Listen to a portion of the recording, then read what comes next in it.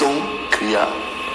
85% des chefferies traditionnelles, des chefs aujourd'hui où je vous parle, certains collègues chefs m'écoutent. Demandez-leur si leur père était chef. Je vous dis 85%. Rien du tout. Il n'y a pas de solution dans ce modèle. On va continuer.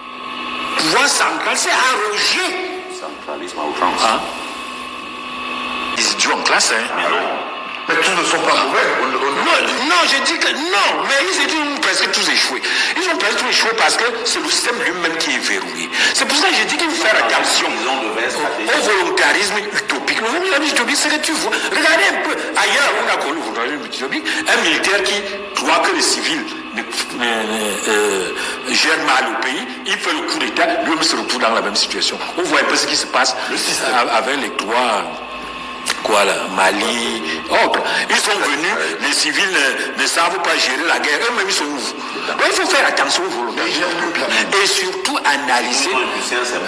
Donc procéder toujours par l'analyse stratégique. Éviter de poser des solutions opérationnelles parce que les problèmes sont là. Il faut comprendre, faire comme le médecin. D'où vient le problème? Quand vous avez déjà fait comme le médecin, vous avez une vision stratégique du problème, vous allez donc opposer une solution. Dans le cas d'espèce, notre gouvernement n'est pas incompétent en tant qu'individu. C'est simplement que c'est le système lui-même qui est verrouillé. Merci, Dieu de Nesomba. Vous voyez, mais le problème n'est pas un ordre établi, de gouvernance établie, au profit d'une autre approche. Maintenant, visitez donc l'opposition camerounaise. D'abord, quand on parle d'opposition, il y a une grande confusion dans leur tête. Vous savez, mais la misère que j'ai vécue, et pour moi c'est bien d'ailleurs, je vous dis que je ne peux pas partir du RDPC, même exclu, pour me retrouver avec ces gens. Ils ne sont pas prêts, ils vont vous manger. Non, vous comprenez? Mais c'est tellement passionnant. Pourquoi? Parce que quand on gère l'opposition, ils font une confusion sémantique, c'est-à-dire épistémologique, rationnelle, entre l'opposition politique, l'opposition militante, l'opposition parce que ils oublient que quelque part il y a ce qu'on appelle les intellectuels opposants. Quand je peux vous les citer, à un moment donné, on a vu le Wounangini, mon frère et ami Wounangini, ou bien que la Bouya Manassi, mes frères et amis qui disaient qu'ils étaient les intellectuels de l'opposition. Cela tient compte du problème du tribalisme politique, le communautarisme politique, la crise anglophone et ainsi de suite. Ils estiment que tout cela c'est lié à un mauvais formatage institutionnel. Tout à fait. Et ils proposent donc en quelque sorte la réforme de tout le système. C'est ça les biaïstes. Sans nécessairement qu'on chasse les hommes. Et enfin, il y a un dernier groupe qui estime que le système est bon et les hommes sont mauvais. Donc il faut non seulement remplacer le système, mais remplacer les hommes. Je crois que le vrai problème, c'est que cette présentation n'est pas très claire. Parce que même les acteurs eux-mêmes ne la posent pas sous cette forme-là. Tout le monde se prétend soit proche du pouvoir, soit dans l'opposition, sans qu'on spécifie très bien. Vous allez donc voir les gens qui veulent la réforme du système, qui s'associent à ceux qui ne veulent aucune réforme, mais contestent ceux qui sont au pouvoir.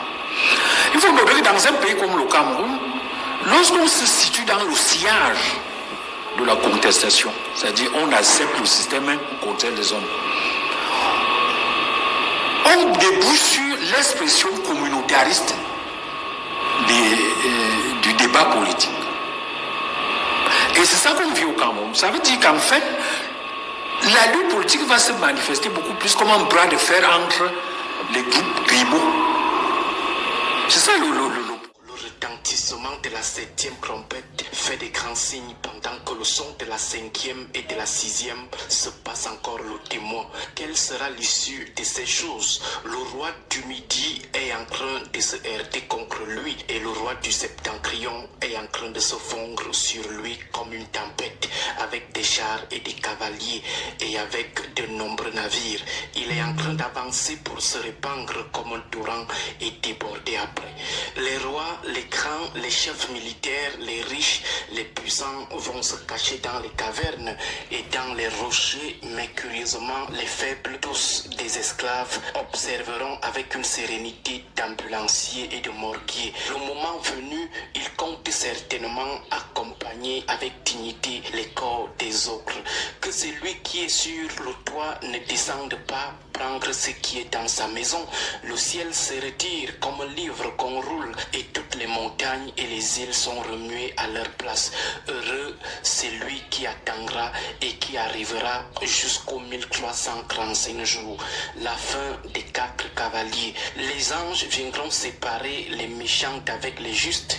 Oh, l'absinthe, cette étoile née de la transformation du tiers des eaux qui emportèrent beaucoup parce qu'elles étaient devenues amères. L'absinthe. Les esclaves l'observent inquiets. Plusieurs succomberont et ils se trahiront, se haïront les uns les autres. Pour ce qui est du jour ou de l'heure, personne ne le sait, ni ceux qui se prennent pour les anges du ciel ou pour les fils adulés du Père. Seul le Père. Ils disent aux montagnes et aux rochers, tombez sur nous et cachez-nous devant la face de celui qui va s'asseoir sur le trône et devant la colère de l'agneau, la colère des esclaves. Heureux ceux qui veilleront et qui garderont leurs vêtements afin qu'ils ne marchent pas nus et qu'on ne voit pas leur honte. Prenez garde qu'ils ne fassent pas de vous leur proie. La bête crie de toutes ses forces, sa rage augmente sa soif, il a soif de proie. Prenez garde, c'est le commencement des douleurs. Le son de la 7e trompette est toujours précédé de l'ouverture des 6 premiers sauts. La bête hurle, elle hurle, mais la 7e trompette retentira. Malheureusement, elle retentira. Ils ont des queues semblables à des scorpions et des aiguillons, et c'est dans leur queue que le pouvoir de faire du mal. En tout cas, écoutez, priez pour que votre fuite n'arrive pas en hiver, ni un jour de sabbat. Les moissonneurs moissonneront, ils seront errants d'une mer à l'autre, du septentrion à l'orient, ils iront ça et là pour chercher la repentance, et ils ne la trouveront pas parce qu'il se fera tard. Ils ont toujours refusé d'écouter la voix qui jaillit au milieu des 4 êtres vivants, une voix qui dit « Ne faites point de mal à l'huile et au vin ». La dernière bataille, la fin des 1000 ans, tous ceux qui sont en enfer seront ramenés et tous les méchants de toutes les époques de l'histoire seront ressuscités pour se tenir devant le grand jugement du trône blanc. Les verdicts sont lus et toute l'humanité pécheresse sera jetée dans les temps. La libération de la bête de sa prison était de courte durée. Il l'avait certainement oublié. Le temps, la bête est en débandade. Les anges unissent leurs forces. La tribulation, les esprits des martyrs se déchaînent. À ça, personne ne s'y attendait, mais le 7e sceau sera ouvert. La 7e trompette retentira, et ce, dans les 4 coins du village. Lorsqu'il détermine que le temps est venu, il autorise le déclenchement des événements. Le Verbe se fait chair, le grand juge du trône blanc. À l'heure où retentira finalement la grande trompette, reviendront tous ceux qui étaient exilés ou fugitifs. Comme c'est désormais la mode, prions aussi. Born again dans les airs de panique, mondain dans les airs du Pégrus et du Dom Pérignon, priez aussi. Tenez secrètes ces paroles et scellez le livre jusqu'au temps de la fin. Sinon, ils déverseront leur fureur sur vous. Plus tard, plusieurs le liront et la connaissance augmentera ainsi que la repentance. Ça sera la renaissance du Cameroun. C'est l'appel qui vient de l'île Patmos, du Rio dos Camaroes. Agréable semaine à vous tous. Oh yeah!